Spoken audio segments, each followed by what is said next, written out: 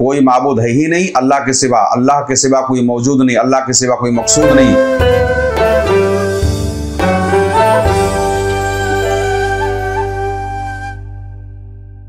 बिस्मिल्लाहिर्रहमानिर्रहीम। अल्लाहुम्मा सल्लि व सल्लिम अला सय्यदना मौलाना मुहम्मदिन व अला आलि सय्यदना मुहम्मदिन कमा तुहिब्बु व तर्दा बिअन तुसल्ली अलैहि सल्लल्लाहु तआला अलैहि वसल्लम।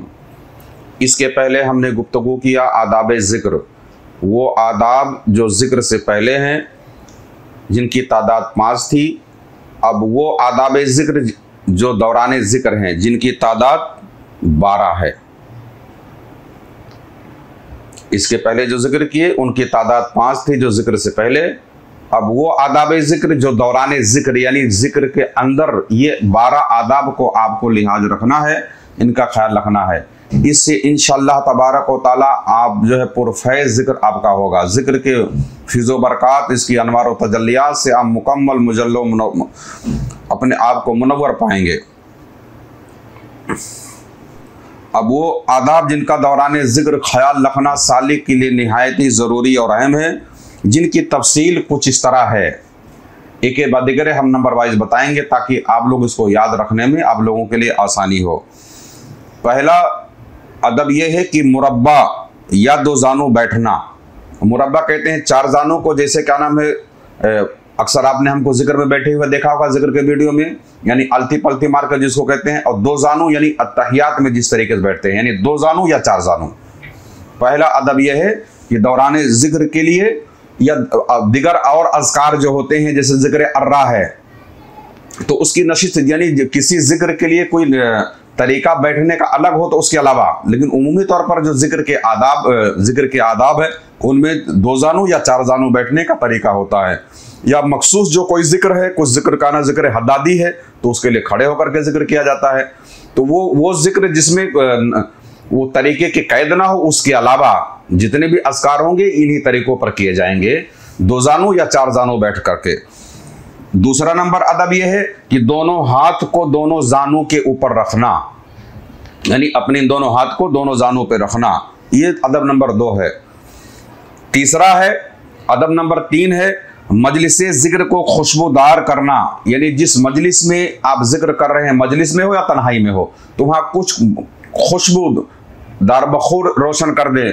खुशबू, या तो अगर बखूर नहीं है तो कुछ इत्र वगैरह लगा लें ताकि माहौल और यहाँ का फ़ज़ा जो है वो मुअत्तर हो जाए, क्योंकि खुशबू रूह को पसंद है और खुशबू फरिश्तों को भी पसंद है। समझ आ रहा है? तो इससे रूहानियत आपकी और बहुत ज़्यादा राग़िब होगी।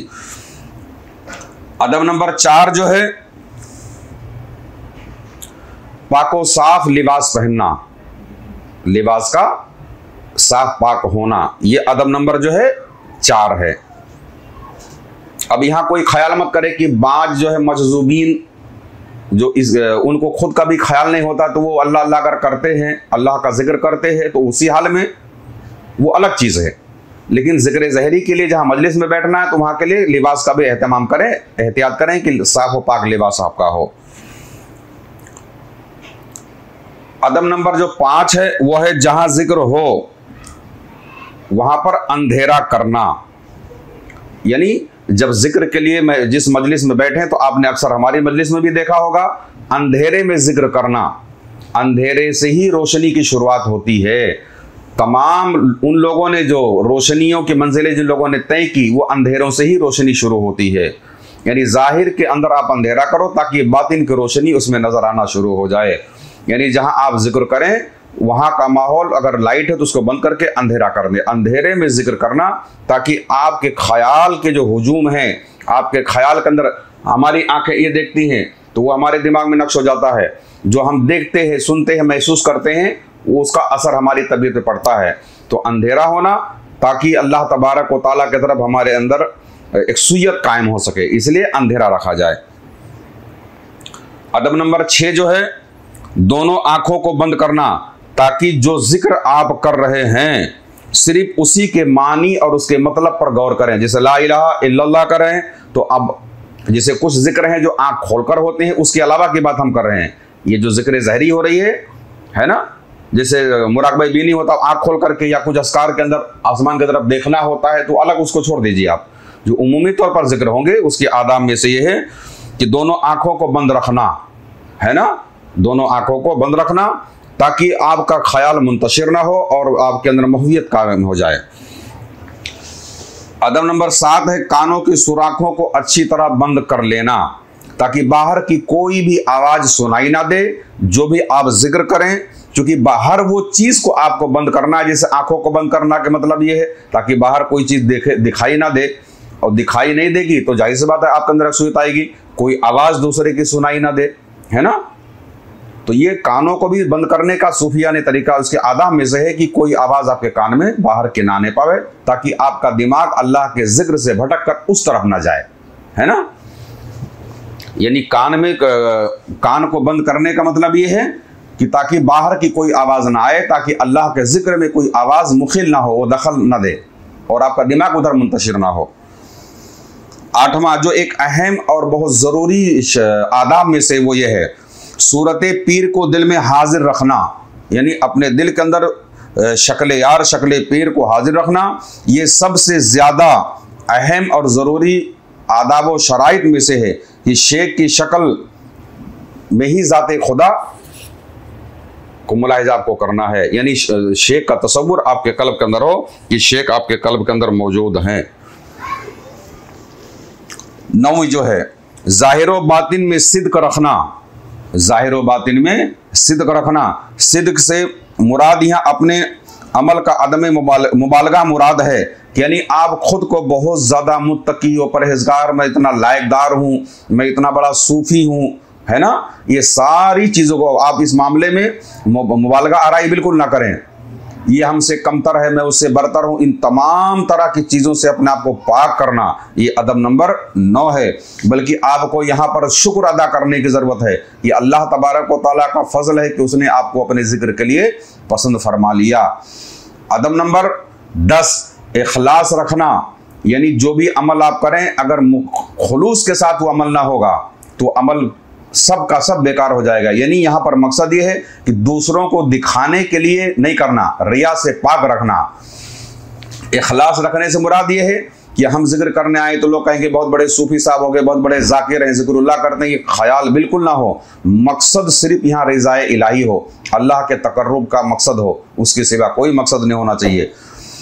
11वां अदब नंबर 11 है कलमे तौहीद इख्तियार करना, कलमे तैयब ला इलाहा इल्लल्लाह, यानी इस जिक्र को तमाम अज़कार पर तरजीह देना।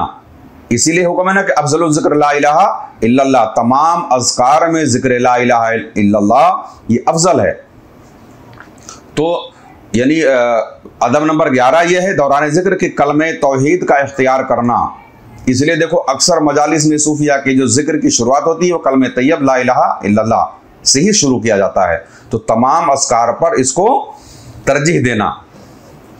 अदब नंबर 12 है कलमे तैयब के मानी को हर वक्त अपने जहन में रखना, यानी कलमे तैयब की अल्लाह ला इलाहा नहीं है कोई माबूद अल्लाह के सिवा, ये बात कोई माबूद है ही नहीं अल्लाह के सिवा, अल्लाह के सिवा कोई मौजूद नहीं, अल्लाह के सिवा कोई मकसूद नहीं, अल्लाह के सिवा कोई मतलूब नहीं। कलमे तैयब के मानी को अपने जहन में एकदम नक्श करके रखना। हर मौजूद वहमी मादूम है, यानी जो कुछ भी आपके अंदर वह आपके अंदर जो ख्याल में है, हर मौजूद वहमी जो कुछ भी मौजूदात की शक्ल में आप जिसको मौजूद मान रहे हैं, देख रहे हैं कि ये मौजूद है, ये सब जो है फ़ानी है, सब मादूम है। और मौजूद हकीकी अल्लाह जल्ला शानहू ही है ना, अल्लाह के सिवा कोई मौजूद नहीं है, ये सब मौजूद वहमी है ना। और मौजूद हकीकी जो है वो है अल्लाह तबारक व तआला, और उसी के तरफ मुराकिब व मुतवज्जा होते हैं, है ना। ये इस मानी को हमेशा अपने दिल में ख्याल करें कि जो कुछ भी हमारे में, आप में, सब के अंदर जो कुछ भी अल्लाह ही के नूर का ज़हूर हम सब हैं, सब के अंदर अल्लाह ही के नूर का ज़हूर है। यानी हर मौजूद वहमी जो है उसकी नफ़ी करना है, यानी जो कुछ भी मौजूदात में नज़र आपको आता है उसकी नफ़ी आपको करनी है। और अब यहाँ मौजूदात की नफ़ी से मुराद ये ना ले लें, बल्कि यहाँ पर तो अक्सर सूफिया ने कामिलीन ने कि इस मौके पर कि तमाम मौजूदात की नफ़ी की सूरत यह है कि वहाँ पर शक्ले पीर को ख्याल किया जाए, शक्ले पीर को ख्याल किया जाए कि शेख की शक्ल में ही अल्लाह तबारक व तआला, शेख अल्लाह के नूर की शक्ल में मौजूद हमारे पास हैं। ये निहायत ज़रूरी और फ़ायदेमंद अदब जो ये है, बात समझ में आ रही है। अल्लाह तबारक व तआला के बारगाह में दुआ है मौला करीम अपने हबीब सल्लल्लाहु तआला अलैहि वसल्लम के तुफ़ैल हम सब पर फजल ख़ास फरमाए और अपने ज़ाकिरीन व शाकिरीन में कबूल फरमाए और हर तरह की बेदबी से हम सबको महफूज फरमाए और हर तरह के आदाब के हमको करीब फरमाए और शिरक और गुमराही और तमाम तरह के नफ्स की तमाम तरह की खराबियाँ और खुराफात से अल्लाह हम सबको महफूज फरमाए। आमीन सुम्मा आमीन बिरहमती का या अर्हमर राहिमीन। अगर आप भी कुछ रूहानी खिदमत करना चाहते हैं तो इस चैनल को सब्सक्राइब करें और इसका लिंक भी शेयर करें।